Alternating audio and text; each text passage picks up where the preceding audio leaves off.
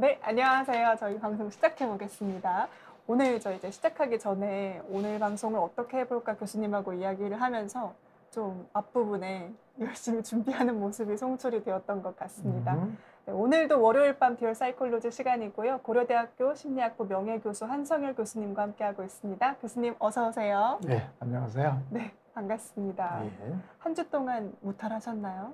예, 뭐 이것저것 아주 굉장히 바쁘게 네. 그렇게 지냈습니다. 네.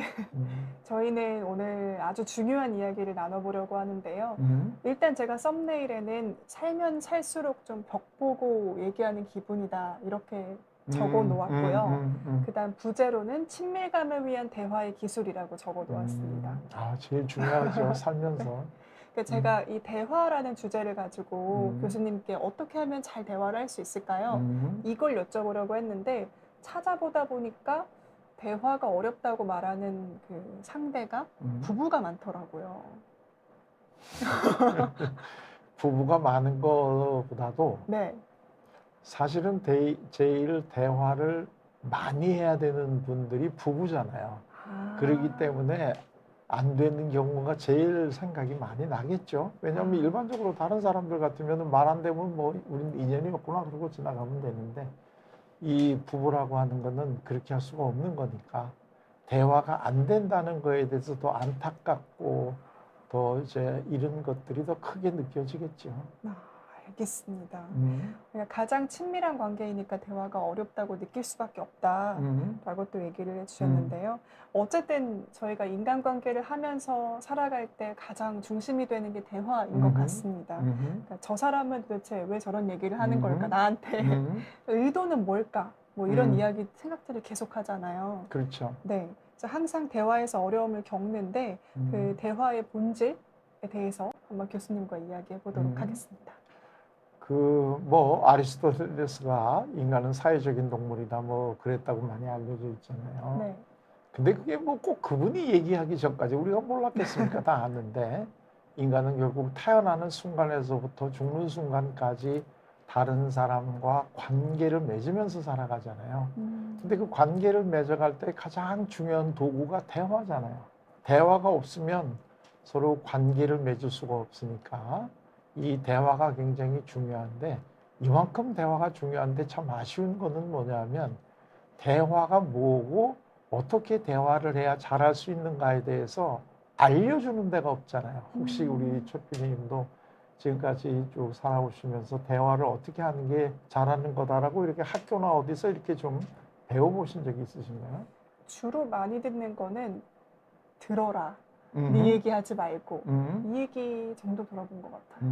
그렇죠. 되게 이제 들어라 이런 얘기를 많이 하는데 뭐 대화라는 게 오고 가는 거니까 우선 오고 가고 이렇게 되니까 오려면 내가 들어야 되지 않겠습니까? 그러면 내가 이제 말을 하는 게 가는 건데 그래서 이제 들어라 이런 얘기 많이 하는데 듣는 게 어떻게 하는 게 잘 듣는 건가요? 그게 참 어려운 포인트 같아요. 왜냐면은 난 들었는데 뭘 어떻게 들으라는 건가 싶을 수도 있으시거든요. 그렇죠. 이제 그게 굉장히 우리가 중요한데 그냥 뭐 대화를 잘해라 뭐 말 한마디에 천냥빚을 갚는다 뭐 이제 이런 등등의 좋은 말씀들을 많이 하시는데 구체적으로 대화를 어떻게 하는 것이 잘하는 것인지 또 듣는 거는 어떤 것이 잘 듣는 건지 이런 것들을 이번 시간에 한번 같이 한번 제가 나눠봤으면 하는 마음이 드네요. 네, 감사합니다. 그럼 교수님은 어쨌든 많은 분들을 상담을 해주시잖아요. 예. 그럼 그 상담을 하러 오신 분들 중에서 너무 대화가 어렵다라고 보시는 분들도 많으신가요? 상담이 오는 사람들은 거의 100%가 대화가 안 되니까 오는 분이죠. 어느 누구하고. 뭐 제일 많이 오는 게 예를 들면 부부들도 그렇고 부모하고 얘기가 안 되고 네. 자녀하고 얘기가 안 되고 다들 대화가 안 된다는 분들이 오시는 거죠. 네. 그럼 주로 어떤 얘기를 좀 해주세요? 그러니까 이제 그분들에게는 대화가 어떻게 하는 게 대화냐 하는 거를 이제 우리가 가장 기본적인 것부터 알려주는데 네. 제가 잠깐 이제 그 공식을 좀 알려드릴까요? 공식을 알게 되면 굉장히 배운 적도 없고 또 그거를 연습을 해본 적도 없잖아요. 사실 대화도 하나의 기술이에요. 대화를 잘하는 사람들이 따로 있는데 그분들은 기술을 배운 건데 다른 기술처럼 대화도 이론을 알고 난 다음에는 조금 훈련을 해야 돼요. 근데 우리는 내가 말만 할 줄 알면 대화는 저절로 한다고 생각을 하는데 사실 부부들이 와가지고 제일 많이 하는 얘기가 뭐냐면 이 사람하고는 말이 안 통해서 살 수가 없다 이렇게 얘기하거든요. 그럼 상대가 이제 그 얘기를 듣고 나서 그래도 나니까 당신하고 10년 살았다 뭐 이제 이런 얘기를 서로 오고 가고 하는데 여기서 제일 안타까운 게 뭐냐면 두 사람이 다 우리나라 말을 유창하게 하거든요. 근데 그렇게 유창하게 하는 두 사람이 왜 말이 안 될까요? 이게 이제 우리가 대화가 중요하다 이런 얘기인데 우선 대화는 그 목적에 따라서 크게 두 가지 종류의 대화가 있어요. 하나는 우리가 지식과 정보를 나누기 위해서 하는 대화가 있어요. 이걸 이제 지식과 대화는 우리 머릿속에 있는 대화이기 때문에 이걸 그냥 상징적으로 사리 대화다 이렇게 불러요. 그리고 사리 대화는 옳고 그런 게 굉장히 중요해요. 사리 대화니까 지식과 정보를 주고받으니까 옳고 그런 게 중요하잖아요. 그 다음에 또 하나가 이제 중요한 대화가 뭐냐면 마음을 주고받는 대화예요. 감정을.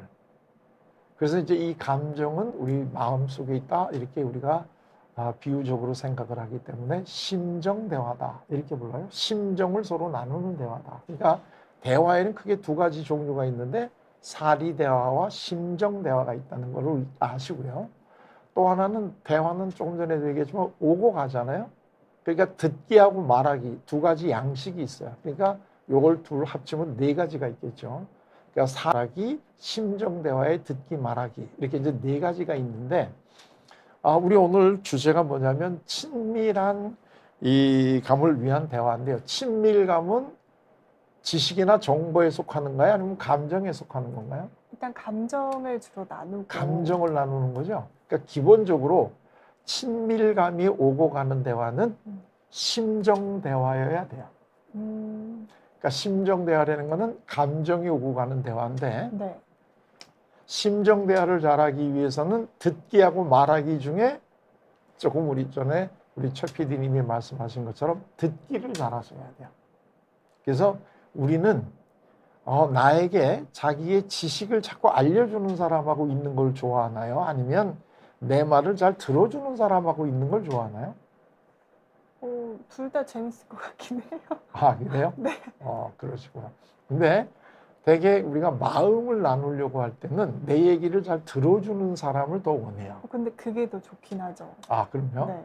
자기가 많이 안다고 자꾸 이제 우리한테 뭐 알려주는 사람은 그냥 헤어져가지고 빨리 네이버 지식인 보는 게 제일 좋거든요. 아무리 아는 게 많아도 네이버 지식인만큼 많이 아는 사람이 어디 있겠습니까? 그렇죠. 계속 반박과 꼬리 반박을 할 수 있는. 그래서 이제 친밀감이라고 하는 감정이 통하려면 듣기를 해줘야 되는데 우리가 이 듣기 하는 방법을 모르는 거죠. 그래서 자꾸 들어라 하는데 네. 듣기는 뭐냐 하면 아주 간단합니다. 말하기하고 듣기하고는 무슨 차이가 있느냐면 주어가 차이가 있는데요. 내가 이야기를 할 때 나로 주어를 삼으면 말하기고 너로 주어를 삼으면 듣기입니다.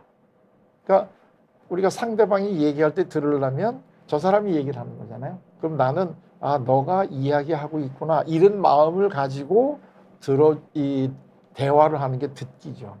근데 뭘 들어야 되느냐 하면 상대가 얘기하는 표면의 내용을 듣는 게 아니라 그 이야기하는 그 사람의 이 속 마음을 들어야죠. 이게 굉장히 어려운 거예요. 그러니까 예를 들면 제가 이제 가끔 그 부부간의 갈등을 다루는 드라마를 보면 많이 나오는 대사 중에 하나가 이제 이런 겁니다. 남편이 그 회사를 갔다가 좀 이 화가 난 듯한 표정으로 와가지고 서류 가방을 이제 이 소파에다 탁 놓으면서 아이씨 나 내일부터 회사 안 간다 이제 이렇게 얘기했다는 거죠. 그러면 이거 결혼도 안 하신 분한테 좀 얘기하기가 좀 뭐한데 여기 네. 들으시는 분들 한번 생각을 해보십시오. 남편이 회사 잘 다니다가 어느 날 네. 나 내일부터 회사 안 갈래 이렇게 얘기하면 뭐라고 얘기를 하시나요? 무슨 일 있어? 그렇죠. 네. 무슨 일이 있느냐? 왜? 네. 또는 뭐 평소에도 굉장히 서로 친하게 감정적인 표현을 잘하는 사람 너 네. 미쳤냐? 뭐 이제 이런 그게 잘하는 거예요? 그렇죠. 이런 얘기까지 이제 했으니까. 그런데 그 얘기를 하면 상대가 어떻게 받아들일까요? 예를 들면 너 미쳤어? 이렇게 얘기하면 그래 나 미쳤다 이렇게 얘기하는 사람은 없겠죠. 네. 근데 이제 대개 그 드라마를 보면 어떻게 나오느냐면 부인이 그러면 우리 집은 예를 들면 뭐 먹고 살게?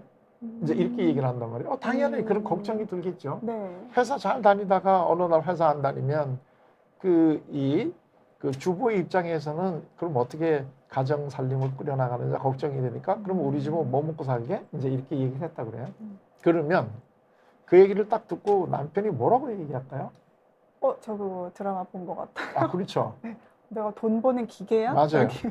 그때 남편이 그런데 내가 돈 안 벌면 우리 집 살기가 어려우네? 아, 그거 내가 몰랐어. 알려줘서 고마워. 이렇게 얘기할까요? 그러면 굉장히 마음이 넓으신 분 같아요. 마음이 넓기보다는 뭔가가 나사가 나사가 빠진 사람이죠. 그러니까 대개의 경우 이럴 때는 조금 더 짜증이 나는 거예요. 왜냐하면 내 마음을 몰라주잖아요. 내 마음을. 사실 남편이 나 회사 안 간다 이렇게 얘기할 때는 정말 안 가겠다라는 것보다는 그만큼 오늘 회사에서 내가 뭔가 언짢은 일이 있었다라고 하는 표현을 그렇게 한 거에 불과한 거잖아요. 네. 그럴 때 오늘 회사에서 뭔가 언짢은 일이 있었는 모양이지 이렇게 해주는 게 듣기예요. 그러니까 상대방의 표면에 있는 내용에 반응하는 게 아니라 그런 이야기를 하게 된 그 속마음 이거를 들어주는 것이 정말 듣기가 되는데 이게 연습을 안 하면 약간 어려운 거죠. 지금 윤희님께서는 어떤 놈이 신경을 건드린 거야? 라고 물어보신다고 하셨는데 심정 대화가 되는 반은 거네요? 됐죠. 반은 되었다. 반은 됐고 반은 안 됐는데 그러니까 화내는 거는 받아줬는데 네. 어떤 놈이 이렇게 나오면 그 놈이 누군지를 또 설명을 해줘야 되거든요. 이렇게 되면 그러면... 다시 사리 대화로 들어가는 거죠. 그러면 또 안 돼요?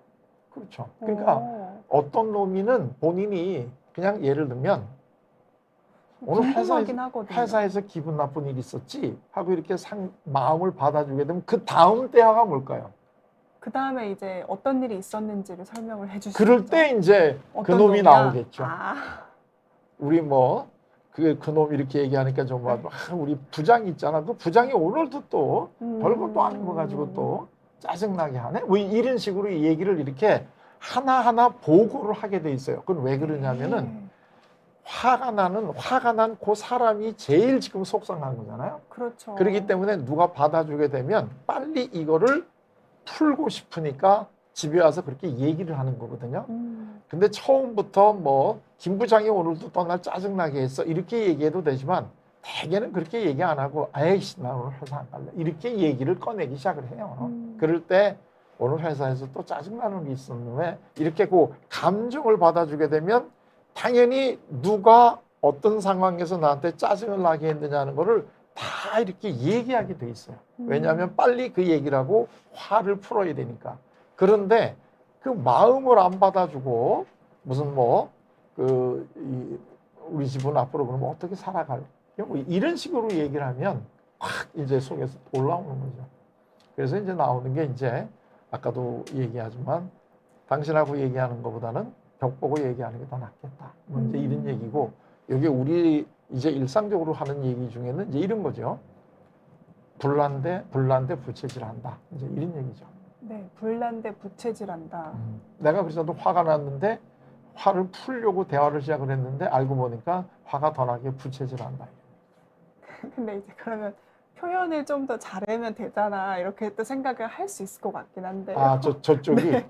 그럼요. 그거는 당연히 그런데 우리가 그런 식으로 표현을 하는 거를 사실은 잘 배우지 못했는데 네. 그거는 이제 말하기로 들어가는 거예요. 그러니까 듣기를 일단 시작을 하고 난 다음에 또 나도 내 감정을 얘기할 수가 있어야 잘 되잖아요. 표현을 해줘야 되죠. 그렇죠. 네. 그때도 내가 말하기니까 이번에는 나로 해야 되는데 그러니까 예를 들면 이런 거예요.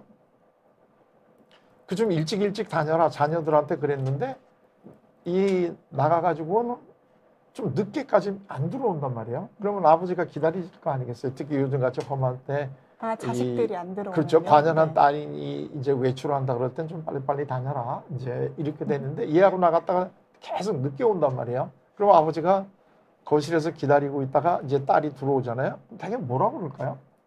왜 이렇게 늦었어? 그렇죠. 왜 이렇게 늦었냐? 네. 아니면 이제 아예 화내시면서 그렇죠.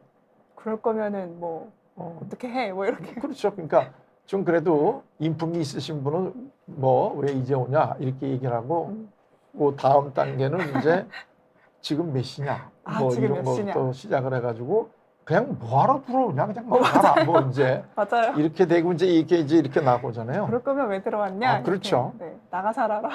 그래요. 그 많이 들으셨나 봐. 아주 굉장히 느낌이 죄송합니다. 아주 굉장히 이렇게 실감나게 얘기를 하시는데 당연하죠. 그러면 한번 이게 자세히 보십시오. 이게 왜 늦게 왔냐? 뭐하러 들어오냐? 뭐 이런 얘기들은 다 주어가 뭐냐면 너잖아요. 너 왜 늦게 들어오니? 너 지금 몇 시니? 근데 내 감정을 얘기할 때도 우리는 주어를 너로 얘기한다고요. 나로 얘기해야 되는데. 그러니까 이 아버지가 진짜 이 얘기하려고 하면 내가 늦게 들어와서 내가 걱정이 됐다. 이렇게 얘기를 하셔야 되거든요. 근데 이거를 너를 주어로 해가지고 너 지금 몇 시냐? 이렇게 얘기하면 아니 그 아버지가 진짜 뭐 알고 싶은 게 그 집에 시계가 하나밖에 없는데 딸이 차고 나가가지고 시간 몰라서 기다리고 있은 거 아니잖아요. 그렇죠. 그러니까 그때는 네가 늦게 들어와서 내가 걱정했다. 또는 네가 아빠 얘기를 자꾸 안 들어서 네가 내가 무시당한 것 같아서 좀 화가 나네. 뭐 이렇게 내 감정을 얘기를 할 때는 나, 상대 감정을 들을 때는 너. 이게 이렇게 이 사리 대화하고는 주어가 바뀌어야 돼요. 그런데 우리는 보통 학교에서부터 전부 다 배우는 게 지식과 정보를 다른 사람한테 잘 전달하게끔 하는 걸 배우는 거죠. 말하기잖아요, 이게. 네. 그러니까 말하기, 사리 대화에 말하기만 배웠기 때문에 여기서 제일 반대되는 게 심정 대화의 듣기인데 이걸 제일 못하는 거예요. 그러니까 제일 이게 대화가 안 되는데 이게 제일 많이 하는 사람들이 누구냐면 부부가 제일 많이 하는 거죠. 심정 대화가 가장 필요한 한데 사이다. 제일 못하는 거죠. 제일 못한다. 그럼 여기서 말하기랑 듣기의 핵심을 좀 얘기해 주셨는데요. 말하기는 나를 주체로 해서 내 감정을 말해줘야 그렇죠. 되고 듣기는 이제 너를 중심으로 해서 너의 감정을 읽어줘야 그렇죠. 된다라는 그렇죠. 거네요. 아주 간단하죠. 그것만 알면. 네. 근데 이게 사실은 저희들이 이거를 이제 같이 이렇게 대화 훈련하는 이제 그 프로그램을 운영했는데 네. 이거 생각보다 잘 안 됩니다. 그럼 교수님 한번 이거를 풀어주시는 거 어떨까요? 제가 그 최근에 익명 커뮤니티에서 핫 게시판으로 올라온 거를 가져왔는데요. 뭐라고 하냐면요. 남편이 윗집 뛰는 소리가 시끄럽네 이렇게 딱 불평을 했어요. 그러니까 아내가 그러니까 왜 이렇게 시끄러운지 모르겠어. 남편이 애들이니까 그렇지 뭐. 그리고 이제 아내는 어안이 벙벙한 이런 상황입니다. 여기서 누가 잘못한 건가요? 그거는 일단 그 남편이 네. 부인이 하는 맨 첫 번에 이제 그 누가 이게 뛰는지 모르겠다는 걸 누가 얘기한 건가요? 그게 이제 남편이요. 그러면 남편이 너무 시끄럽다. 너무 시끄럽다 네. 이렇게 얘기했는데 부인이요. 부인이 이제 그러게 왜 이렇게 시끄러운지 모르겠어. 그러니까 거기까지는 지금 문제가 없죠. 네, 일단 잘한 건 아니지만 그게 문제는 없는 건데 그 다음이요. 다음에 이제 남편이 애들이니까 그렇지 뭐. 그러니까 이때가 남편이 이제 이 애들이니까 그렇지 뭐 하는 게 누구 생각이에요? 남편 생각. 남편이 생각이니까 말하기를 했다는 거죠. 네, 말하기를 했죠. 근데 부인이 얘기한 거를 좀 들으려면 당신도 굉장히 짜증났겠다. 하루 종일 저 소리를 들으려면 뭐 이제 이런 식으로 부인의 마음을 일단 좀 들어줬어야 되는데 갑자기 부인도 그러게 말이야 이러면서 자기 속에 있는 얘기를 꺼냈는데 애들이니까 그렇지 뭐 이렇게 되면 갑자기 부인이 할 얘기가 딱 없어지는 거죠. 그 완전 남편 되는 거네요. 남의 그렇죠. 편. 그러니까 그럴 때도 항상 부인이 그 얘기를 할 때는 이 부인이 그런 아들이 뛰는 소리 때문에 많이 힘들었겠구나 그 마음을 받아주는 게 굉장히 좋은 거죠. 예를 들면 제일 정답은 나는 낮에는 없어서 몰랐는데 당신은 저 소리를 하루 종일 들었을 때가 정말 짜증났겠네. 이렇게 얘기해주면 아주 그날 저녁이 풍성해지는 거죠. 되게 스윗하네요. 그러니까 이 훈련을 하셔야 되는 거죠. 다 감정을 읽는 훈련이에요. 그럼요. 네. 그러면 다음 거 하나 또 드려보겠습니다. 이제 아내가 오늘 우리 둘 다 스트레스 받았으니까 우리 저녁에 맛있는 거 먹을까? 이렇게 얘기를 했습니다. 남편이 먹는 걸로 스트레스 풀면 안 되지 이렇게 얘기를 했대요. 그래서 이제 아내가 내 남편은 무슨 문제가 있냐라면서 게시판에 글을 올린 거였는데요. 문제가 있기보다는 듣기를 전혀 못 하시는 분이군요. 남편분이요. 그럼요. 네. 그러니까 지금 저녁을 외식을 하자라고 하는 거는 외식에 꽂히는 건 내용에 꽂히는 거거든요. 네. 근데 네. 그 외식을 부인이 왜 하자고 그러는지 그 마음에 그게 있을 거 아니겠어요. 심지어 얘기까지 했어요. 그러니까. 오늘 둘 다 스트레스 받았으니까.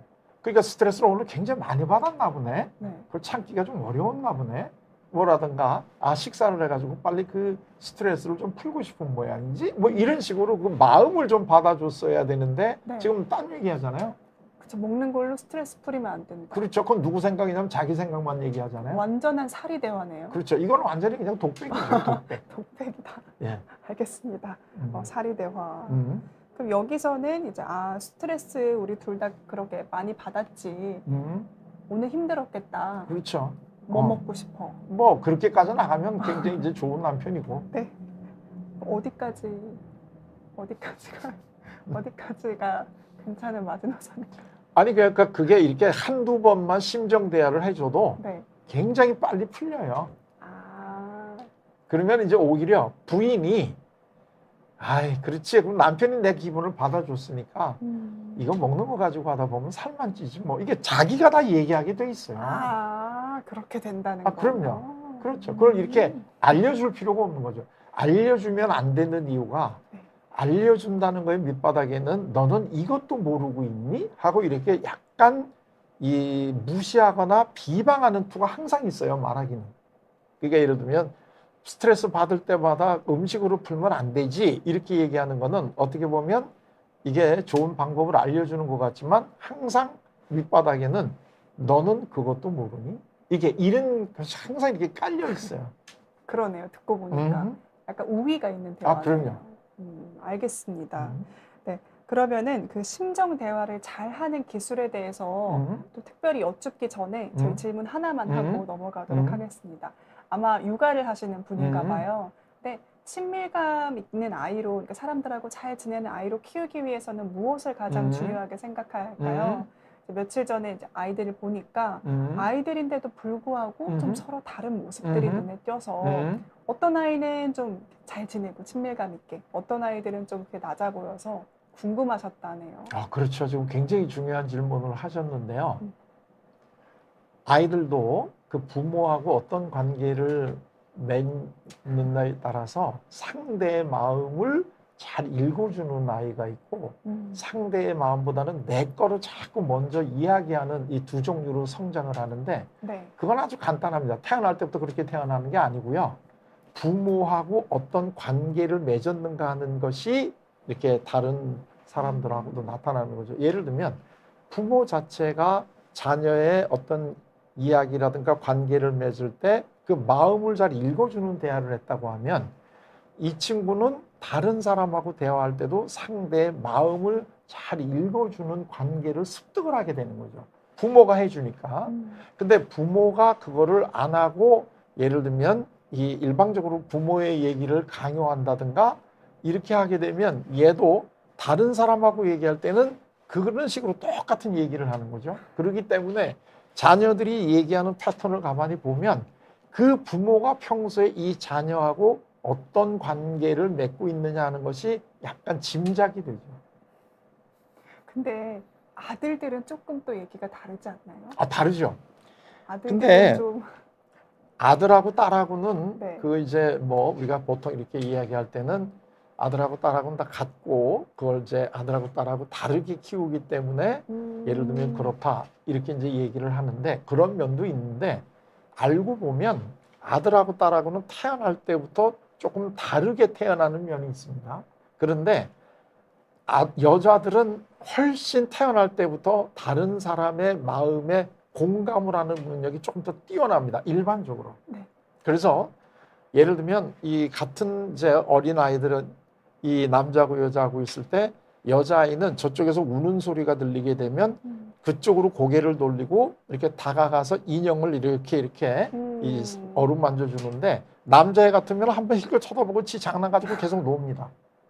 그러니까 그런 면에서는 많이 다르지만 남자라고 해서 친밀감이 없는 것도 아니고 표현되는 방식이 약간 여자하고 다른 것뿐이지 어떻게 남자라고 친밀감이 없겠습니까?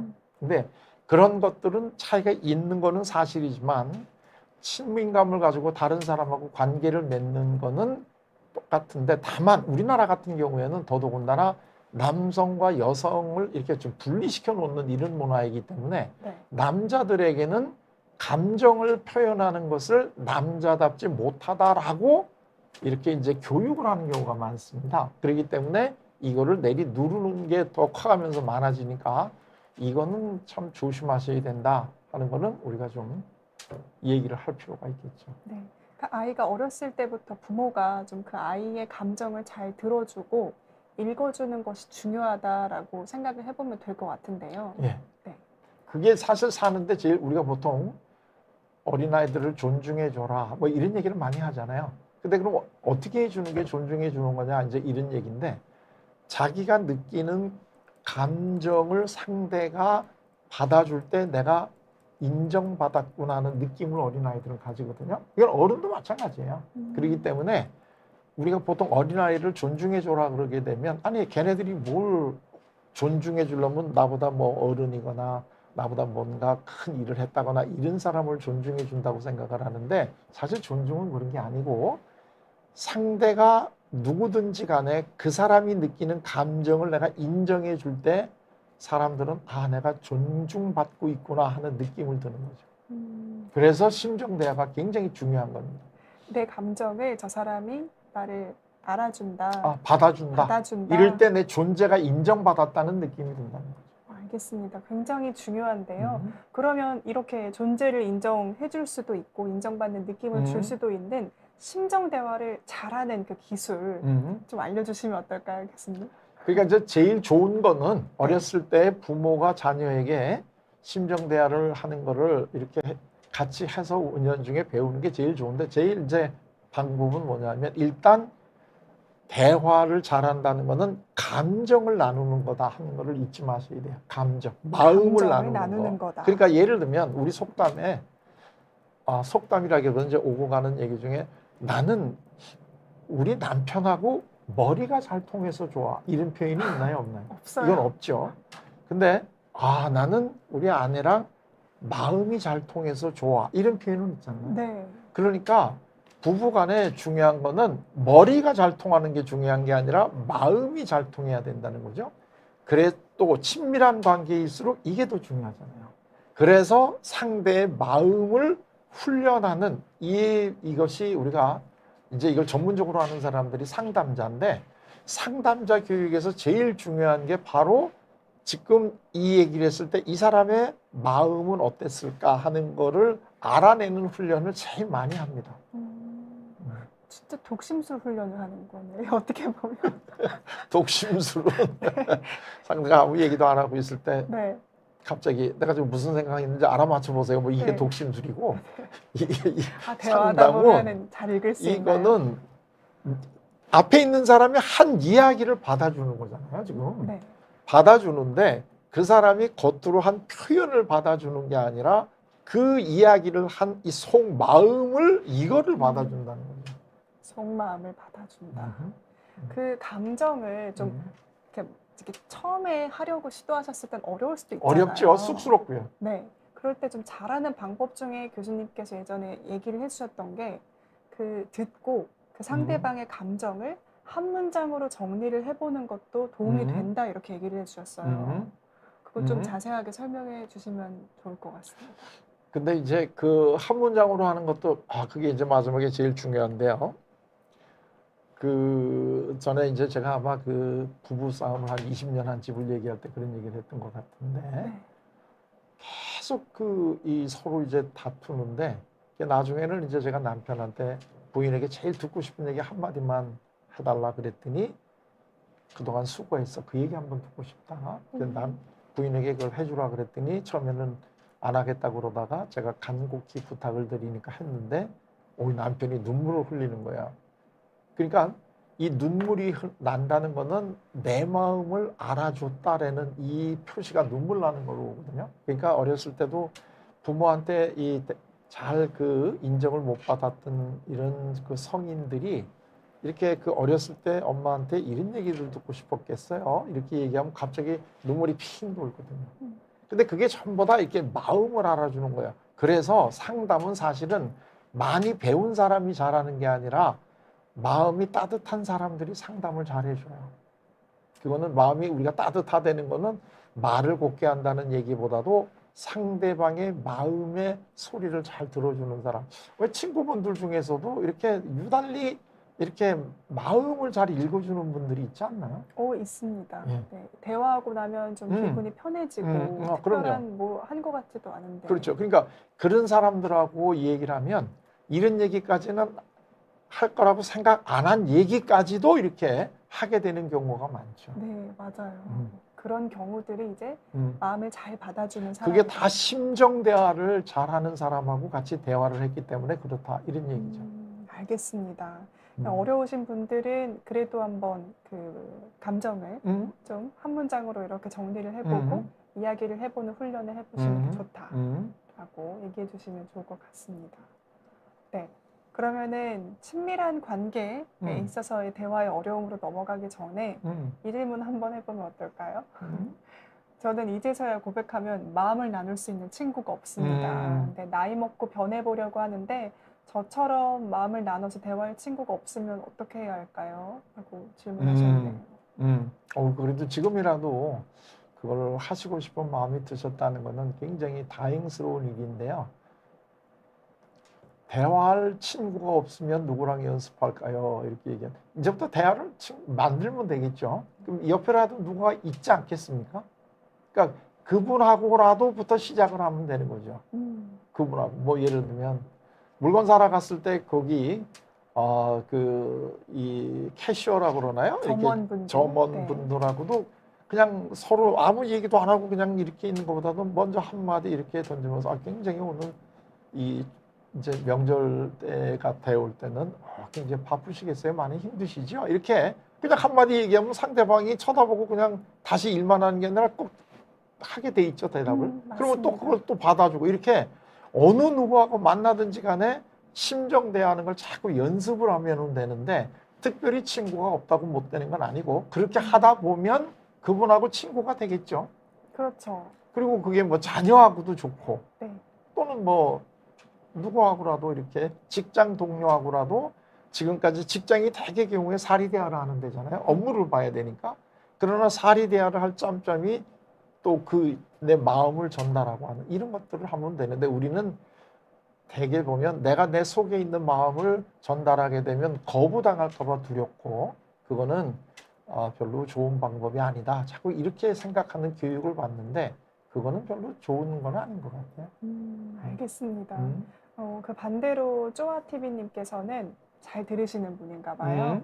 근데 또 마음으로 다른 사람들의 이야기를 듣다 보면 힘들 때도 생기는데 좀 어떻게 하면은 감정이입도 덜하고 어떻게 하면 잘 들을 수 있을까요? 그렇죠. 네.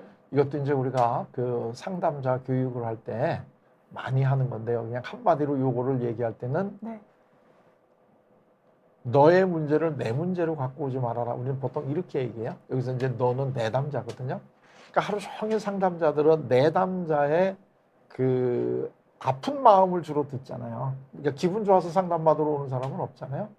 근데 이때 그때마다 내담자에게 푹 빠져가지고 내담자의 감정이 내 감정이 되면 그때는 내 문제로 들어온 거예요. 그래서 이제 이 감정이입을 덜한다 이런 얘기인데 좀 더 전문적으로 얘기하면 감정이입을 하셔야죠. 제일 한 거는 이 공감, 이 같이 하나가 돼가지고 내 앞에 있는 사람하고 감정적으로 하나가 되는 거를 막아야 돼요. 네.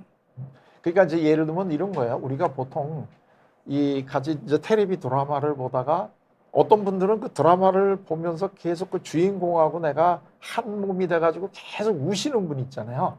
그리고 화가 나가지고 그냥 그 드라마 주인공보다 더 욕하고 막 이러는 분들이 있잖아요. 그럼 이제 이런 분들은 야 너는 상대방의 마음을 잘 알아주니까 너 상담 잘하겠다 이렇게 됐는데 이분들은 상담 못합니다. 왜냐하면 상담을 하려면 내담자의 감정은 우리가 느끼면서도 상담자는 그 자리를 그대로 가지고 있어야 되잖아요. 근데 만약에 상담자가 내담자고 한 몸이 돼버리게 되면 감정적으로 상담해 줄 사람이 없어졌잖아요. 지금 이 상황에.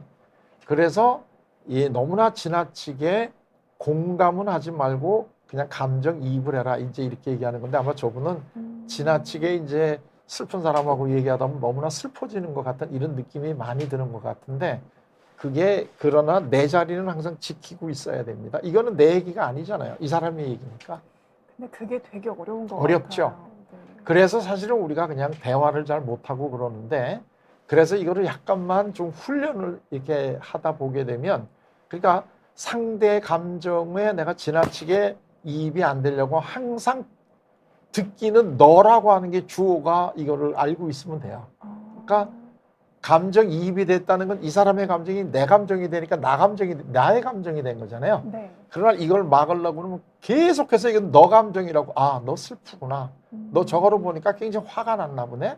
너는 그렇구나. 그래서 계속 이 너라고 하는 거를 빼놓지 않고 하는 훈련을 하셔야 됩니다. 안 그러면 이게 하나가 돼버리고 맙니다. 대화를 할 때요. 그러니까 들을 때 항상 이렇게 말을 할 때 너의 감정이 그렇구나, 너가 그렇구나 이런 것들을 계속해서 말을 하다 보면 또 자연스럽게 과하게 공감을 하지 않을 수 있겠다라는 거네요. 그죠. 근데 이제 우리는 사실 우리 그 한국의 언어가 이 좋은 듣기를 하기에는 좀 불리한 언어예요. 네. 왜냐하면 우리는 주어가 다 빠지거든요. 그러니까 예를 들면 너 어디 가니? 나 학교 간다. 뭐 이렇게 미국 애들은 꼭 앞에 주어가 붙는데 우리는 어디가 학교가 뭐 이렇게 그냥 주어가 다 빠져버리잖아요. 맞아요, 맞아요. 그러다 보니까 주어를 꼭 너 뭐 이렇게 얘기하면 맨 처음에는 좀 어색해요.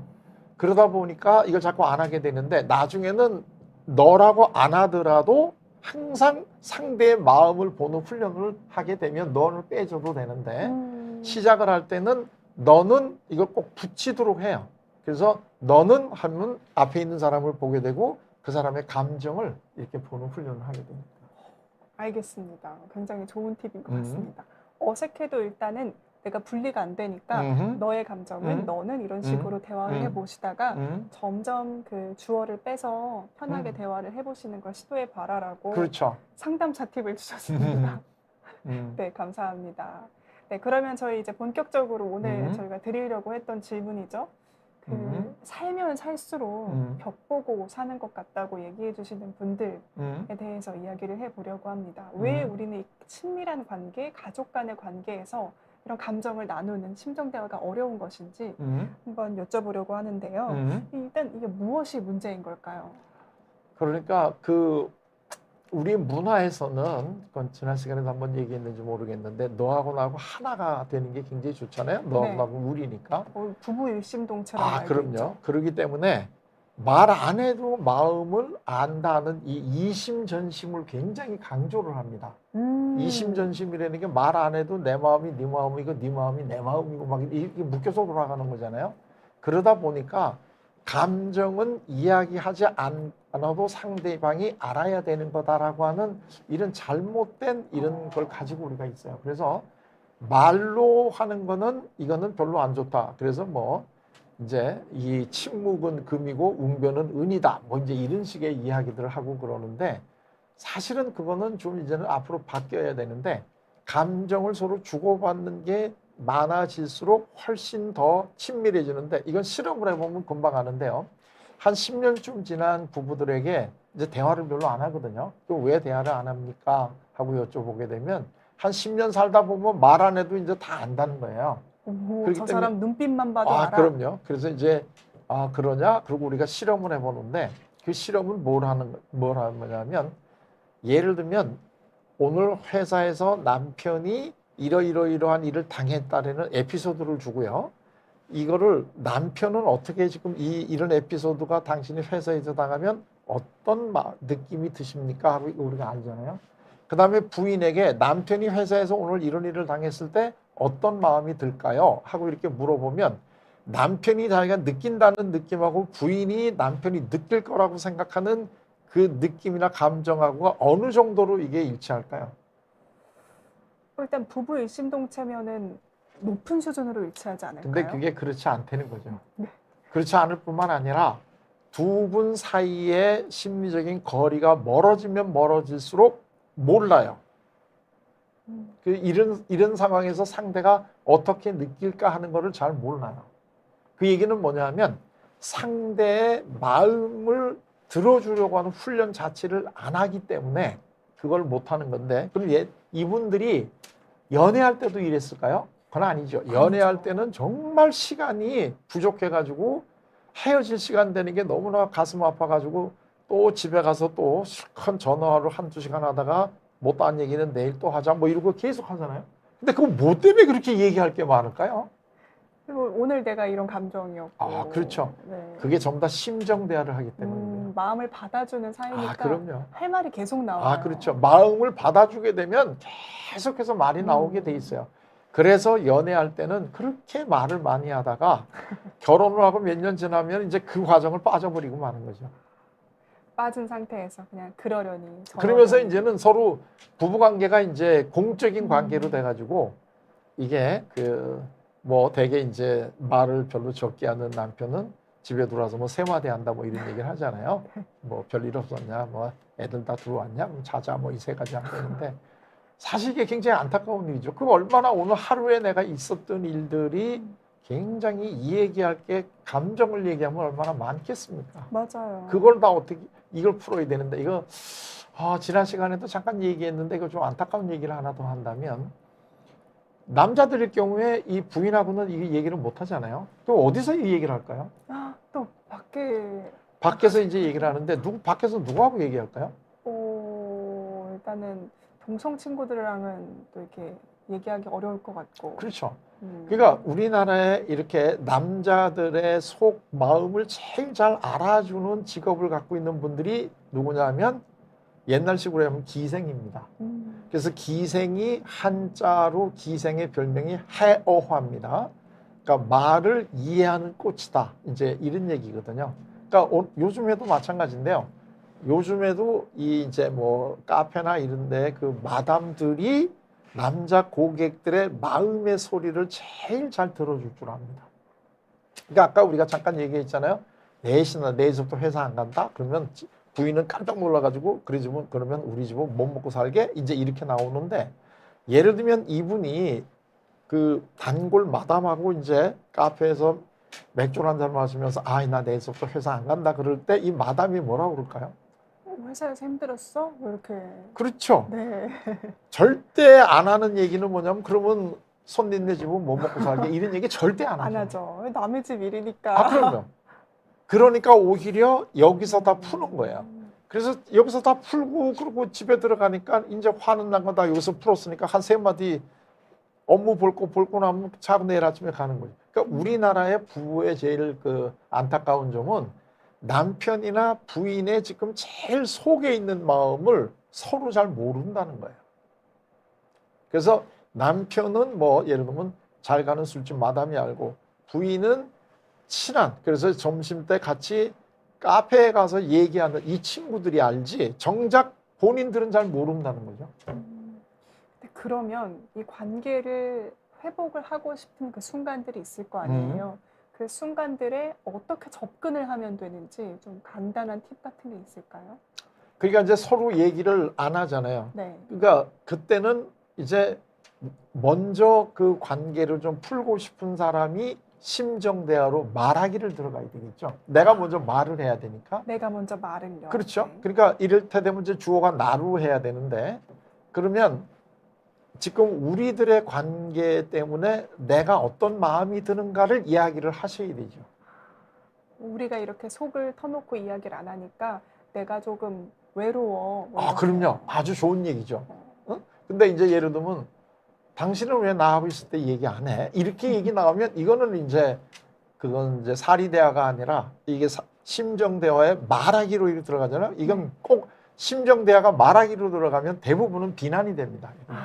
그러네요. 주위에서 내 감정을 정확하게 그럼요. 표현을 해야 된다. 감정은 많이 표현하면 좋은 이유가 감정은 옳고 그름의 판단의 대상이 아닙니다. 사리 대화는 정보와 지식은 이게 옳은 정보냐 아니면 틀린 지식이냐를 잘 알아야 되기 때문에 맞고 틀리기를 우리가 항상 따져야 되는데 감정은 옳고 그름의 판단의 대상이 안 됩니다. 그러니까 감정을 가지고 예를 들면 내가 어떤 사람에게 호감을 가지는 것도 내 감정이고 어떤 사람에게 내가 약간 섭섭한 마음을 가지는 것도 감정인데 제일 그 대화를 못하는 분들이 왜 나한테 섭섭하게 생각을 해? 그건 당신이 잘 못하는 거 아니야? 이런 식으로 얘기하는 게 제일 안타까운 거예요. 또 그런 상대를 만나면 정말 또 벽이랑 얘기하는 것 같다는 생각이 그럼요. 드실 수도 있겠네요. 그러니까 어려운 일인 것 같습니다. 네, 알겠습니다. 근데 그 공식이요. 그러니까 기억해야 된다. 친밀해지려면, 감정적으로 친밀해지려면 심정 대화를 해야 되고, 심정 대화는 상대의 마음의 소리를 들을 때는 주어를 너로 가야 되고, 내 마음을 얘기할 때는 나로 가야 되고, 그런데 우리는 대개 너하고 나하고 주어를 바꿔서 얘기합니다. 내가 예를 들면 부인이 이 남편이 며칠 연달아 약주를 좀 늦게까지 들고 왔을 때 기분이 뭐냐면 굉장히 걱정되잖아요. 네. 사고가 났을 거도 걱정이 되고 아니면 이렇게 약주를 며칠을 계속 먹다 보면 혹시 건강에 해칠까 봐 부인이 지금 마음은 염려가 되는 거잖아요. 근데 막상 이렇게 남편이 딱 들어오면 이게 뭐라고 나가나요? 지금 몇 시야? 그렇죠. 똑같이 뭐 이렇게 나가고 매일 술 먹고 다니려면 뭐하러 여기 들어오냐? 그냥 내일 그냥 회사 또 나갈 건데 뭐 이런 식으로 이렇게 나가니까 심정 대화가 아닌 대화가 자기도 모르게 나가는 거죠. 내 얘기를 당신이 술을 며칠을 연달아 먹으니까 건강을 해질까 봐 내가 염려가 된다. 라든가 당신이 늦게 계속 술 마시고 들어오니까 무슨 일이라도 날까 봐 내가 염려가 되네. 이렇게 얘기하면 남편이 당신이 왜 염려해? 이렇게 얘기하면 뭐 벌써 그냥 더 노력할 거 없죠. 이분. 알겠습니다. 당신이 왜 염려해? 그러면은 그래 말을 말자 이렇게 되는 거고. 그럼요. 네, 거기서 또 약간 당황하면서 왜 그랬을까 이러면은 그때부터 또 이렇게 심정 대화를 해 나가면 된다는 거네요. 알겠습니다. 네, 어쨌든 그 가까운 사이에서는 심정 대화가 필요하고 그 심정 대화를 이루는 잘 말하기, 듣기에 대해서 또 교수님과 이야기해 봤는데요. 질문 한 2개 정도 받고 오늘은 마무리해 보도록 하겠습니다. 풀꽃님께서 안녕하세요. 20대 딸이 서울에서 홀로 인턴으로 일을 하고 있는데 이제 밤 늦게까지 또 일하고 이러다 보니까 걱정이 되셨나 봐요. 그래서 이번에 집에 잠깐 왔을 때 약간 딸 입장에선 잔소리로 느껴질 수 있는 그러나 또 하고 싶은 그런 말씀들을 좀 하셨나 봐요. 택시 타고 다녀라, 건강 조심해라. 근데 이제 딸이 잔소리 계속 한다고 표정이 어두워진다는데 딸이랑 어떻게 대화하면 좋을까요? 라고 질문하셨어요. 그렇죠. 이분도 지금 이제 아버지의 심정이 아버지가 딸이 혹시라도 어려움이 있을까 봐 염려되잖아요. 근데 그 얘기를 하려고 그러면 내가 염려가 된다 이 얘기를 해야 되는데 여기는 이제 택시 타고 다녀라, 건강 조심해라, 안정적으로 뭐 이런 식으로 얘기를 한다는 거는 이게 다 지금 무슨 대화를 한 건가요 지금? 이게 다 사리 대화를 한 거잖아요. 그러니까 딸의 입장에서는 딸이 다 알거든요. 이렇게 한다는 게 중요하다는 것도 아는데 뭐 여러 가지 예를 들면 이유 때문에 택시를 못 타게 다닐 수도 있고 건강을 조심해야 되는 건 다 알고 있지만 일이 많고 여러 가지 때문에 약간 일을 좀 늦게까지 하는 경우도 있고 다 이미 저거는 알고 있는데 아버지가 또 그 얘기를 하게 되면 이게 잔소리로 갑자기 들리잖아요. 그러니까 쉬러 왔는데. 그렇죠. 쉬러 왔으면 그냥 푹 쉬어라 이렇게 얘기하면 좋은데 그게 염려가 되니까 이 아버지의 입장에서 그 마음은 충분히 이해가 되는데 대화의 방법을 약간 좀 바꾸셨으면 또 좋지 않았을까 하는 이런 아쉬움이 좀 있네요. 교수님이라면 어떻게 대화를 해보시겠어요? 지금 제가 그러니까 이제 이 딸에게 내가 대화를 시작을 하려면 내가 시작을 하고 싶으시니까 나로 이제 주어를 삼아야 되잖아요. 그 대화 딸하고 지금 약간 사이가 이렇게 멀어진 것 같고 딸이 불편해한다는 거를 보고 아버지가 지금 어떤 마음이 드시나요? 걱정되고 조금 대화를 하고 싶고 더. 그렇죠. 예를 들면 좀 미안하기도 하고 쉬러 왔는데 이런 식의 얘기를 했기 때문에 딸이 편하지 않고 이런 거를 보니까 좀 미안하기도 하니까 그럼 딸에게 내가 미안하다라는 이야기를 하시죠. 그 얘기부터 해야 그럼요. 내가 미안하다 이렇게 얘기를 하면 딸도 갑자기 아버지가 미안하다 그러니까 뭐 궁금하니까 뭐 때문에 미안한지 물어보지 않겠어요?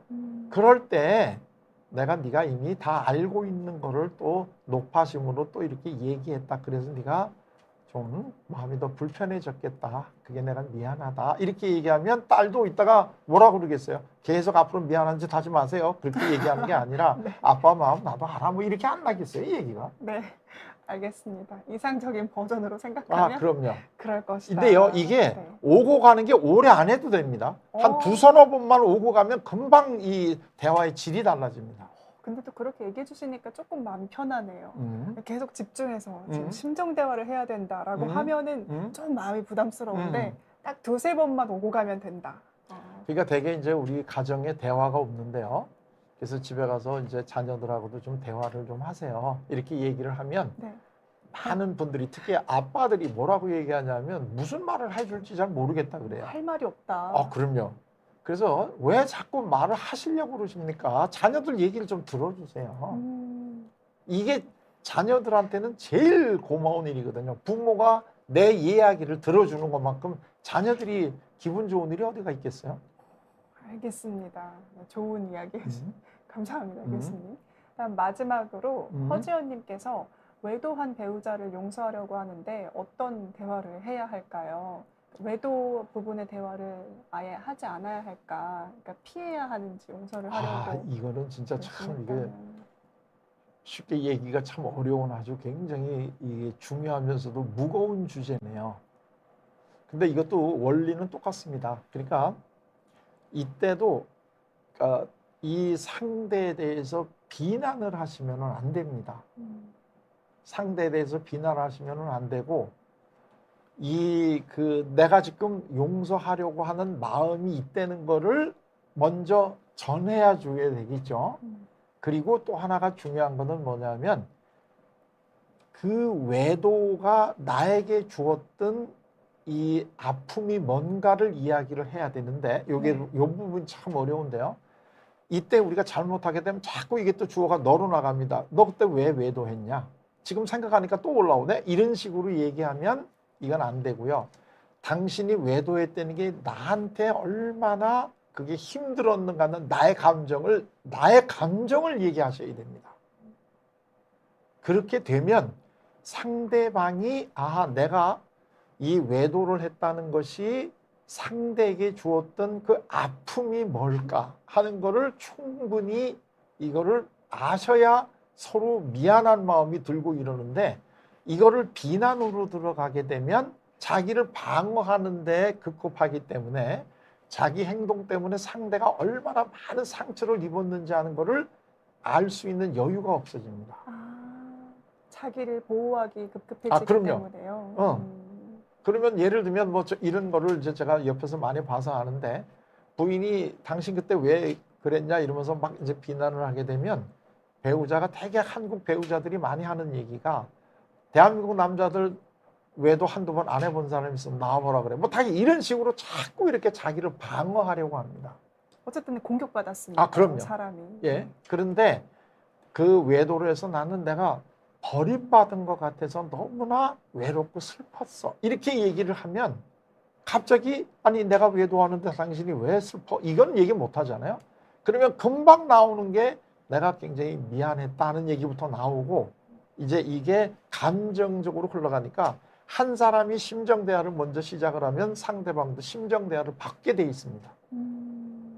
근데 사실은 이분의 경우 같으면 제가 이렇게 쉽게 얘기를 드려서 굉장히 죄송한데요. 이거 그렇게 쉽지는 않으실 겁니다. 근데 방법은 그 방법이 제일 좋은 방법입니다. 네, 알겠습니다. 어쨌든 방법은 이렇게 하면 된다. 그런데 또 이렇게 한 문장으로 또 어떻게 저희가. 그래서 이제 이럴 경우에는 그 두 분이 다 같이 오셔가지고 부부 상담을 받을 경우에 이야기를 상담자가 훈련을 시켜줍니다. 이때 부인이 이렇게 얘기하십시오. 그리고 이제 아까 심정 대화를 얘기한 다음에 남편은 이 얘기 듣고 어떻게 생각이 드시나요? 느낌이?